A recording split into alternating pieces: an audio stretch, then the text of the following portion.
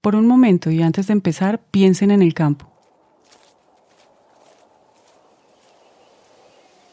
Piensen en los cultivos que ven cuando van por la carretera o en las fincas o los ranchos en donde viven, a donde van o a donde iban en las vacaciones. El campo suena diferente, el campo de hecho huele diferente. Ese olor a animales o a tierra, o ese sonido de las chicharras que todavía suenan cuando uno se levanta, porque en el campo el día empieza más temprano, cuando todavía es de noche.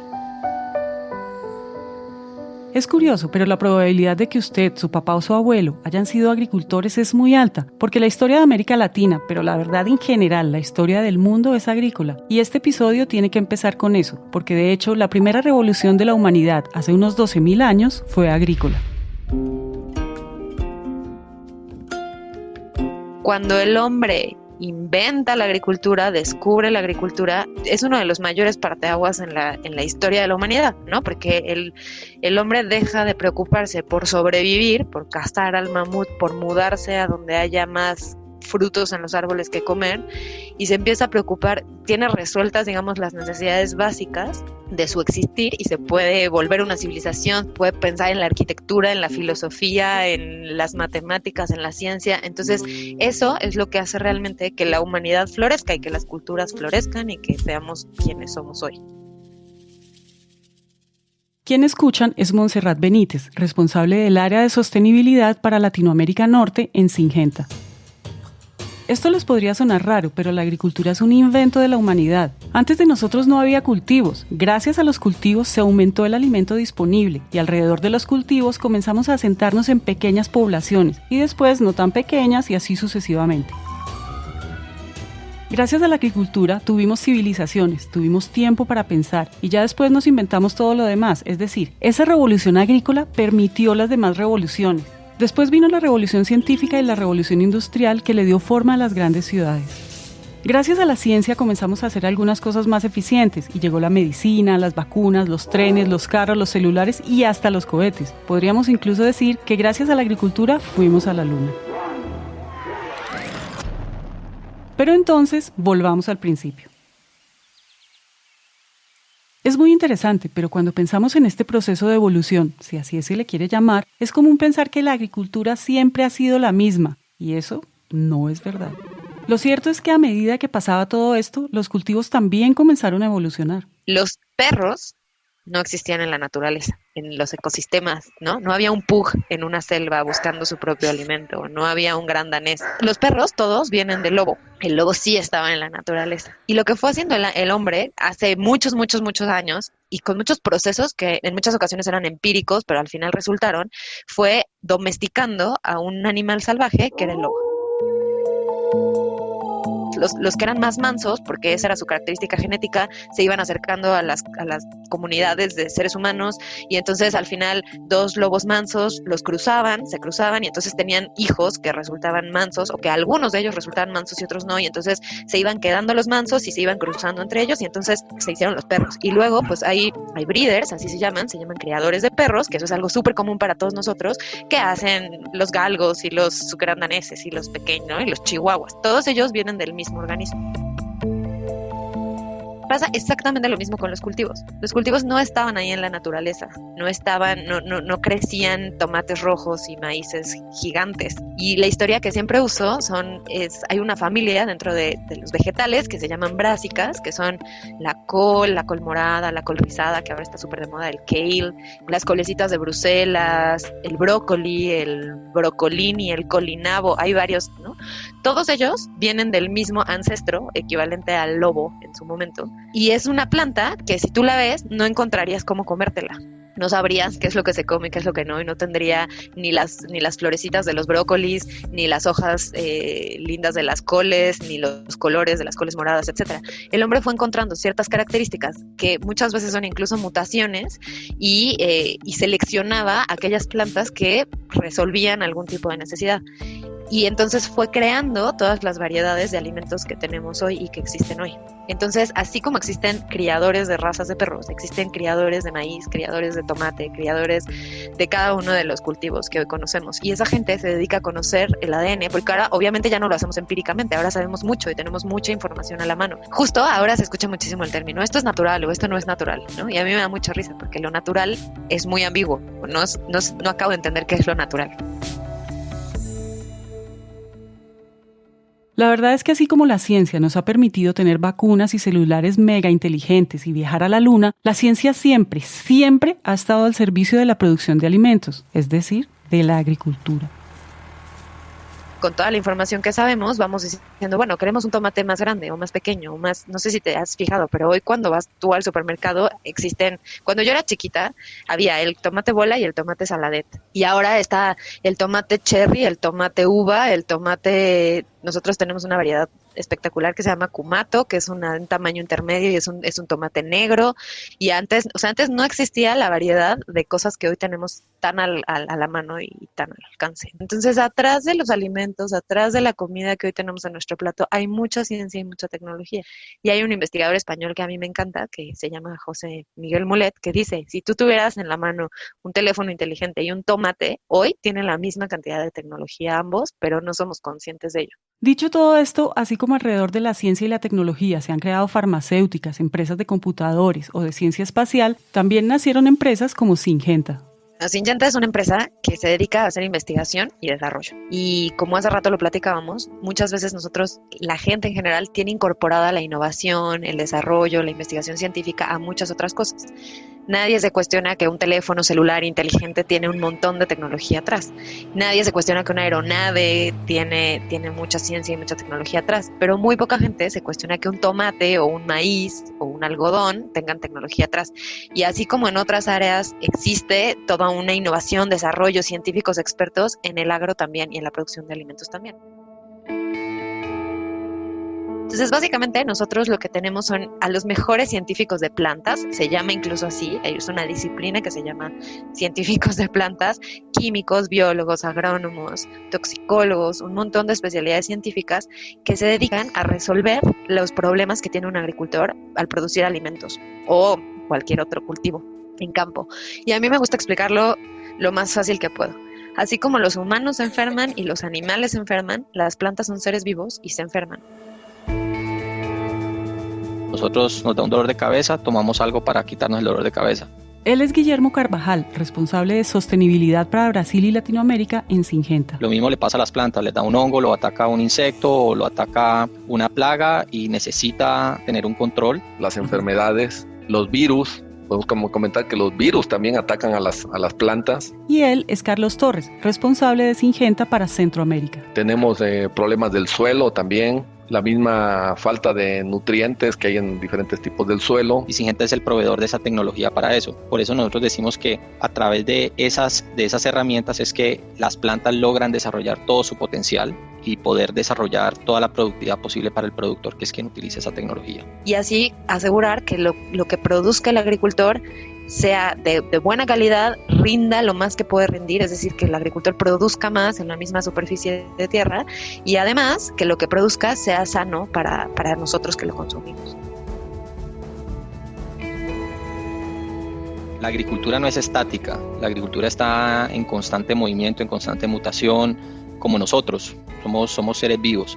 Y para eso Syngenta, de nuevo, al ser una compañía de investigación y desarrollo, está todo el tiempo, todos los años invierte más del 10% de sus ventas, que es una cantidad cercana a los 1.4 billones de dólares en investigación y desarrollo para llegar a tener soluciones.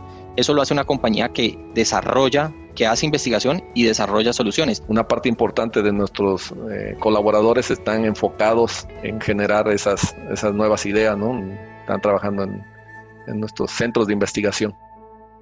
Y nosotros tenemos científicos que son incluso especialistas, o sea, por ejemplo, especialistas en maíz solamente, y no saben nada de otro cultivo más que de maíz, porque son tan específicos que es lo equivalente a que tuvieras a un veterinario que es especialista en pollitos o en caballos o en elefantes.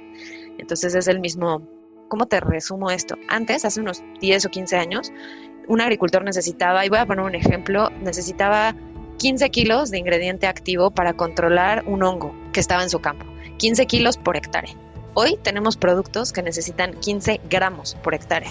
Son tan eficaces y tan buenos con su target que necesitan cantidades muy pequeñitas para poder resolver el problema al que se enfrenta el cultivo. Hoy también decirte que Syngenta está incursionando en todo lo que es la agricultura digital, ¿no? Se están usando drones, se están usando satélites, se están utilizando algoritmos, por ejemplo, detectar de una manera más precisa cuándo se va a presentar la enfermedad. O, por ejemplo, imagínate que desde un satélite te digan, ¿sabes qué? Esta parte de la huerta de aguacate ya está lista para la cosecha la próxima semana, pero esta parte todavía no. Entonces, todo lo que es tecnología son cosas que solucionan un problema actual, que Syngenta siempre está en la búsqueda de cómo solucionarlo de una manera más eficiente. En nuestro léxico nosotros decimos que Syngenta es una empresa de tecnología. Es una empresa que invierte mucho en resolver los problemas de los agricultores. Y esas respuestas son esos cambios tecnológicos, ¿no?, que nosotros mencionamos. Como acaban de escuchar, Syngenta es una empresa de tecnología aplicada a la agricultura y eso tiene muchas aristas. Y ahora, para que terminen de entender las dimensiones y la relevancia de la compañía, es muy importante mencionar que Syngenta es una empresa global. Mira, hoy Syngenta opera en más de 90 países, somos más de 28,000 personas, distribuidas en más de 90 países. Tenemos sede en Suiza y tenemos una historia muy larga de muchas compañías que se han fusionado y que en 2000 decidieron hacer una empresa específicamente dedicada al agro, con especialistas dedicados 100% a las plantas. Entendiendo todo esto, es importante decir dos cosas. La primera es que esas revoluciones que mencionamos hace un rato, que han sido muy importantes para mejorar nuestra calidad de vida, también han aumentado considerablemente la población mundial. Para darles una idea, desde la revolución científica, la cantidad de personas que habitan este planeta se ha multiplicado por 14, y al mismo tiempo, la demanda de alimentos ha crecido un montón. Y esto nos lleva a lo segundo, y es que no podemos olvidar que la agricultura también tiene un impacto ambiental importante. Y a mí me gusta hablarlo muy directo y muy claro, y así lo hablamos siempre en Syngenta. La agricultura es una de las actividades humanas que más impacto tienen en el medio ambiente. Y eso es algo real. La agricultura es quitar lo que ahí había en un espacio de tierra, quitar lo que naturalmente en el ecosistema había, aplanar el terreno, poner las semillas de un solo cultivo o de varios cultivos, pero digamos que es una actividad que el hombre decide y diseña un poco a su antojo, ¿no? Y es pues empezar a crecer algo ahí que pues antes no estaba. Se necesita agua, muchísima agua, se necesitan todos los recursos del suelo, que son muchos, ¿no? Entonces es una actividad fuerte. La agricultura hoy a nivel mundial gasta una cantidad muy, muy alta de agua dulce, digamos, ¿no? Una gran cantidad del agua disponible en el planeta Tierra va directo a la agricultura. Necesita un espacio de tierra específico y esa tierra, otra vez, al no cuidarla adecuadamente, se va erosionando, se pierde y es un recurso muy importante en términos ambientales, ¿no? Entonces, es una ambivalencia, es decir, bueno, es la actividad humana más importante que da pie a todo lo demás y eso es algo que a mí también me gusta mucho decir, pero tú en un día necesitas a veces, en tu vida necesitas a veces a un abogado, muchas veces a un ingeniero, muchas veces a un doctor, pero un agricultor lo necesitas 3 veces al día y gracias a que tienes comida podemos hacer un montón de cosas, ¿no? Entonces, pues es una actividad muy importante. Ahora sí, llegamos a un punto en el decir, bueno, ¿cómo podemos hacer mejor agricultura? Porque la situación viene así. Hoy en el mundo somos 7,000 millones de habitantes y las predicciones son que para 2050 vamos a ser más de 9,000 millones. Cada año le van subiendo un poquito más. Y la razón de eso es la tecnología y la ciencia, porque hoy el promedio de vida de un humano está arriba de los 80 años, cuando antes estaba en los 30, ¿no? Y luego fue subiendo poco a poco. ¿Por qué? Porque hoy vivimos más. Porque tenemos mejor ciencia que diagnostica mejor enfermedades, porque conocemos más enfermedades y entonces tenemos posibilidad de curarlas a tiempo, porque tenemos vacunas que han evitado, y espero que la vacuna que viene evite mayores catástrofes, ¿no? Porque hemos incorporado muchas cosas que han permitido que el hombre viva cada vez más y eso se espera que siga creciendo. Y otro punto muy importante que nunca se discute es porque los alimentos cada vez son más seguros. Y cada vez se muere menos gente de una intoxicación alimentaria, que eso era muy común y es algo que sucede todavía, ¿no? Una bacteria súper fuerte que viene en las lechugas y te puedes morir de una diarrea, de Escherichia coli, de un montón de cosas. Y cada vez tenemos un mejor sistema alimentario, contrario a lo que a lo que muchos creen. Entonces, todos esos argumentos hacen que pues hoy seamos más y que vamos a ser muchos más. Entonces, el reto viene a decir, bueno, ¿y qué va a pasar con esos 9,000 millones de habitantes? Tenemos que producir más alimentos, pero no solo tenemos que producir muchos más alimentos, sino que tenemos que hacerlo en la misma superficie agrícola, porque ya hoy no podemos seguir creciendo esa superficie agrícola. Hoy ya llegamos al límite y hoy crecer esa superficie agrícola significa talar montes, desmontar selvas. O sea, hay una cosa que ya no tenemos más espacio. Y lo que está pasando hoy en día, sin ser tan matemático o tan estadístico, es que te das cuenta que las ciudades están creciendo, el campo se está encogiendo. Los recursos naturales no son los mismos que teníamos antes a los que tenemos ahora. El impacto de cambio climático, de sequías y lluvias, que antes era más espaciado, de 30 años en 30 años, ahora pasa un año sí, un año no. Entonces el reto es todavía más grande, porque produce mucho más alimentos para una población creciente en el mismo espacio, en su cualidad, en su mejor visión, prodúcelos con menos insumos, con menos agua, con menos medicinas para las plantas, con menos recursos. Entonces, hay una serie de elementos que tienen que pasar realmente y que alguien tiene que trabajarlos para que eso realmente haga que el campo al final sea viable. Nosotros como compañía creemos que eso se tiene que hacer. Si nosotros no lo hacemos, que somos una compañía que estamos metida en el sector agrícola, no podemos esperar que venga alguien y nos solucione eso para nosotros. Tenemos que liderar eso de alguna manera.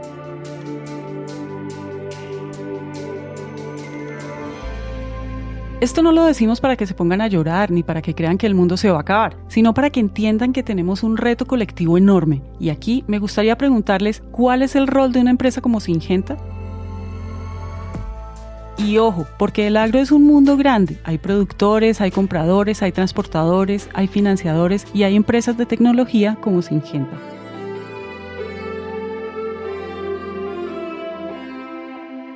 Pues lo primero es entender que todos necesitamos que el agro siga siendo viable. Y cuando digo todos, son todos. Los agricultores necesitan vivir y además vivir bien. Las empresas como Syngenta necesitan seguir vendiendo y nosotros necesitamos seguir alimentándonos. Y aquí nos toca introducir un término que seguro han escuchado y es sostenibilidad. Mira, cuando yo entré a Syngenta, como les dije que entré viendo el tema de responsabilidad social, al entrar me di cuenta que en la cabeza de gran parte de la organización no estaba la palabra responsabilidad social, sino la palabra filantropía. Entonces, todo lo que se veía en su momento dentro de Syngenta era ver qué íbamos a donar, a quién le íbamos a hacer el bien y cómo Syngenta iba a mejorar exclusivamente su reputación haciendo esas cosas bonitas, ¿sí? Cuando empecé a trabajar el tema de responsabilidad social era, vamos a tratar de hacer esas cosas bonitas, pero que también le contribuyan a los objetivos de negocio de la compañía. Entonces empezamos a darnos cuenta que las dos cosas podían jugar en conjunto. Entonces empezamos a ver que además de hacer cosas bonitas, la compañía y el negocio se podía también beneficiar. ¿Qué pasa con la sostenibilidad en el agro, ¿no? Después de esto, ¿y qué pasa con Syngenta en particular? Pues nos damos cuenta de esto, que es algo que sabíamos y llevábamos muchos años antes trabajando en pequeños proyectos de sostenibilidad alrededor de todos estos países del globo en los que estamos. Pero llega un momento en el que decimos, pues no podemos seguir teniendo acciones independientes, ¿no? Tenemos que sentar a un grupo de expertos y formar un proyecto de sostenibilidad con pies y cabeza y con un objetivo muy claro para poder medirlo.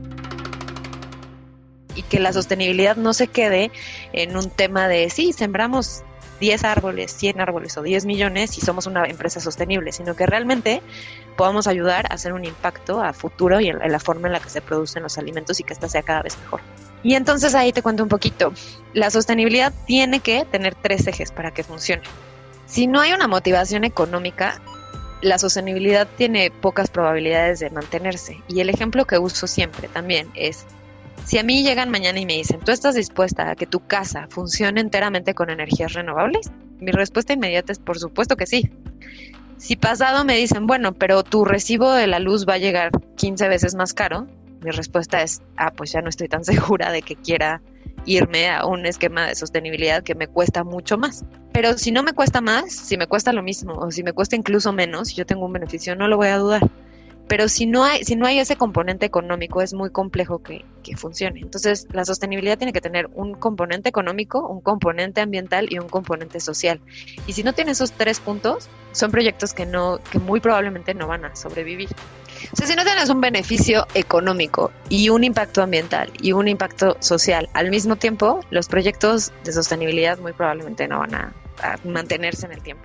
La sostenibilidad, y es importante que los agricultores lo sepan, no está peleada con el negocio, ¿sí? Ni mucho menos se busca que en aras de implementar la sostenibilidad tú tengas que tener menos ingresos como agricultor, ¿no?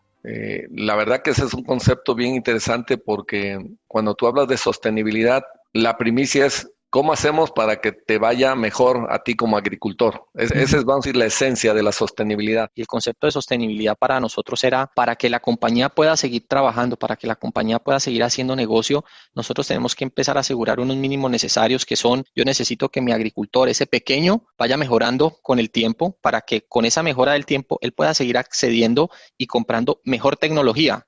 Entonces, él va a tener mejor capacidad adquisitiva, va a tener mejor productividad, va a poder comprar más y más tecnología. Se vuelve un cliente más interesante para nosotros, por ende, ahí Syngenta estaría no solamente beneficiando a ese agricultor, sino también garantizando a futuro su base de clientes. Otro tema que empezamos a trabajar era, yo no puedo trabajar con agricultores que yo veo que están destruyendo su suelo o que están destruyendo la naturaleza alrededor, porque al final estaría casi que validando que ese agricultor en el muy corto plazo vaya a dejar de ser mi cliente porque no va a tener las condiciones para producir.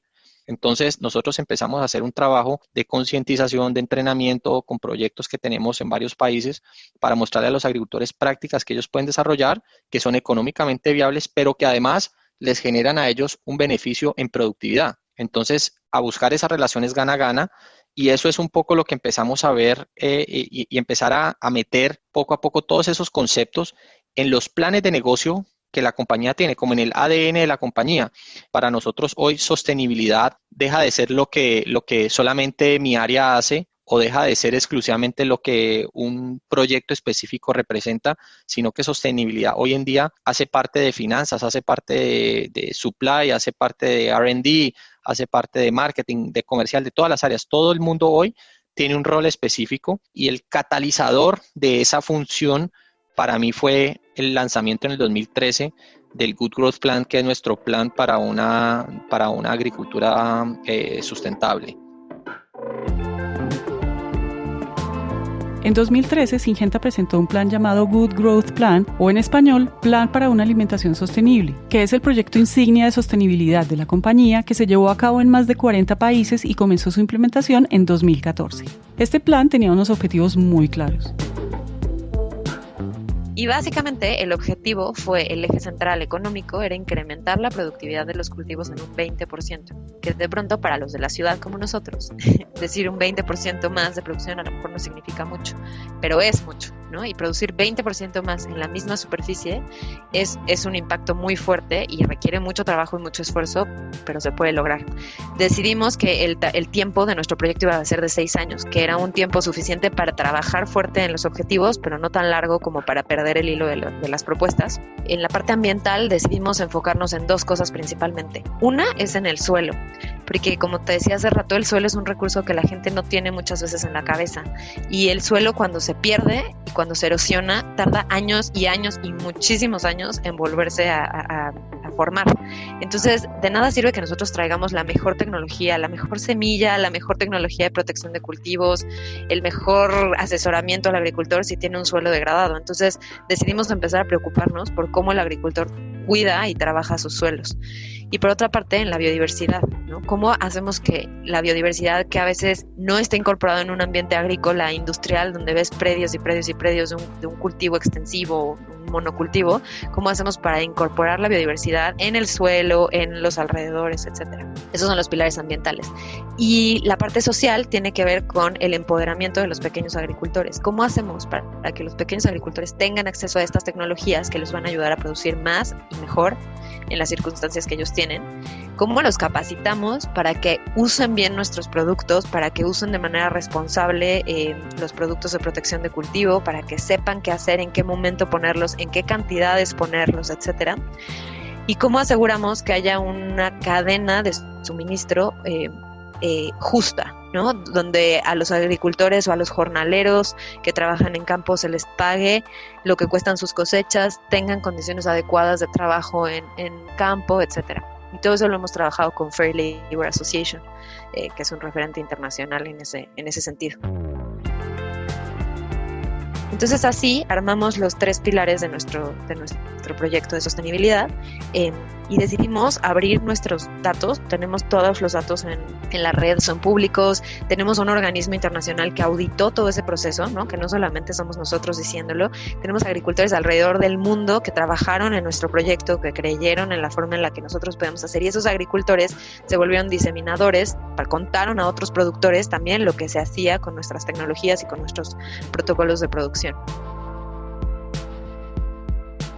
Lo que más me motivaba era, primero, que nosotros lanzamos un plan con unas metas para las cuales no teníamos cómo atenderlas. Entonces, parte del reto era qué tenemos que hacer, qué necesitamos hacer y empezar a mover la maquinaria para responder a esas metas. Y eso es muy positivo porque nosotros ahí nos comprometimos a hacer un plan visible, auditable, lo reportamos todos los años, tenía una visibilidad muy grande y lo cumplimos. Lo otro es que el cómo lo cumplimos, que es, nosotros no teníamos todas las respuestas, no las sabíamos todas, y sabíamos que sin alianzas no lo íbamos a poder hacer. Entonces teníamos que juntarnos con personas que saben, con entidades que tienen más conocimiento que nosotros posiblemente en muchas áreas y decir, vamos a trabajar juntos. Porque estamos hablando de un cambio cultural. Eso por un lado, y por el otro lado estamos hablando de millones de agricultores, ¿no? Pues necesitarías un ejército de gente para andar capacitando a cada uno de los agricultores. Ahí es donde vienen las alianzas. Porque así como te daba yo el ejemplo, nosotros nos preguntábamos, oye, ya demostramos aquí en la comunidad que este agricultor logró pasar de producir 3 toneladas de maíz por hectárea y ahora produce 6 toneladas por hectárea. Incrementó el 100%. La gran pregunta es, ¿por qué no todo mundo de la comunidad lo hace igual? Y ahí es donde viene pues ese gran desafío de romper paradigmas, ¿no? Este plan suena demasiado ambicioso y lo es. Lo interesante es que este plan partió desde el inicio con una filosofía de colaboración, con el entendimiento de que la única forma de abordar retos más grandes que nosotros mismos es en equipo. El reto es demasiado grande, como te lo conté hace rato, y solos no podemos. Sería absurdo decir que una empresa como nosotros podría resolver un reto tan tremendo como el que estamos planteando y el que estamos viendo enfrente. Porque después de eso, además, no solamente es el tema de producir más, vienen muchos retos más allá de lo que nosotros podemos hacer, que es la distribución y y que realmente los alimentos lleguen a donde tienen que llegar, etcétera. Pero eso es una parte más compleja. Pero nosotros sí podemos trabajar fuerte en el momento en el que se producen los alimentos en campo. Entonces, sentamos a muchas voces, sentamos a mucha gente, hicimos muchos eventos, construimos muchos entregables y muchas líneas de acción con expertos del agro de muchos lados, ¿no? O sea, con académicos, con ONGs, con agricultores, con distribuidores, con gobiernos, con legisladores, con actores de muchos sectores, y construimos lo que es el Good Growth Plan. Si recuerdan, este plan se presentó en 2014 con un periodo de 6 años, es decir, ahora en 2020 podemos ver los resultados. Y el Good Growth Plan logró cosas espectaculares, tanto que llegamos a los objetivos un año antes de lo que habíamos previsto. Y por eso decidimos presentar nuestros resultados este año, ¿no? Al final, cerramos el año pasado y ahora estamos presentando los resultados de este primer ciclo del Good Growth Plan. Alcanzamos a nivel global incrementos promedio de 18.8% en los cultivos que participaron en el programa. Recuperamos tierras para cultivo, tierras que estuvieron beneficiadas, digamos, con mejores prácticas agrícolas a 14 millones de hectáreas alrededor del mundo. Tuvimos impacto en 8.2 millones de hectáreas relacionadas con la biodiversidad, con programas que motivan la biodiversidad en el entorno agrícola. Impactamos este tema de empoderar a los pequeños productores, a 26 millones de productores alrededor del mundo. Tuvimos 42 millones de pequeños agricultores capacitados en uso seguro de nuestras tecnologías y alcanzamos el 99% del total de nuestros campos de producción de semillas, incluidos en los programas de Fair Labor, o trabajo justo que te contaba. ¿Y cómo se traduce eso? Eso es a nivel global, ¿no? Pero también te puedo contar lo que se logró directamente en estos países del norte de Latinoamérica que lidero. Incrementamos la eficiencia de los cultivos en un 18.8%. Tuvimos un impacto en biodiversidad de 394,000 hectáreas. Impactamos en términos de suelo y biodiversidad del suelo y recuperación de tierras de cultivos a 3.127.000 hectáreas en el territorio. Tocamos a 2.400.000 agricultores para empoderarlos para hacer uso uso de estas tecnologías. Capacitamos a 2.200.000 agricultores en los países andinos, Centroamérica y Caribe y México, y el 100% de nuestras plantas productoras y nuestra cadena está alineada a los proyectos de Fair Labor Association. Estos números nos llenan de emoción y de orgullo, pero la pregunta es, ¿cómo lo hicimos? Pero sobre todo, ¿qué es lo que viene? Por eso en este podcast les vamos a contar a detalle algunos de los proyectos detrás del segundo capítulo del Plan para una Alimentación Sostenible de Syngenta en Latinoamérica. Vamos a conocer las personas involucradas y vamos a entender su relevancia. A lo largo de este podcast vamos a compartir con ustedes aprendizajes de años de trabajo. Vamos a compartirles nuestra visión de una agricultura donde quepamos todos, de las voces de las personas que protagonizan ese cambio. Y les vamos a contar qué se viene para los próximos años. En el próximo episodio... Esto a mí no me retribuye económicamente en nada, pero me retribuye más como si me pagaran millones porque sé que hago un aporte al medio ambiente y sobre todo a la polinización, a salvar estos animalitos que son tan importantes para la vida del ser humano, digámoslo así, porque eso es una realidad. En el próximo episodio vamos a hablar de polinizadores. Este episodio fue producido por Juan Pablo Ramírez y editado por Santiago Cortés. El diseño de sonido es hecho por Manuel Torres y el trabajo gráfico por Angie Acuña y Luisa Ríos. Sembrando Futuro es una producción de Naranja Media para Syngenta. Agradecemos a Montserrat Benítez, a Guillermo Carvajal y a Carlos Torres por su tiempo y por compartir su conocimiento con nosotros. Yo soy Margarita Calle y esto es Sembrando Futuro.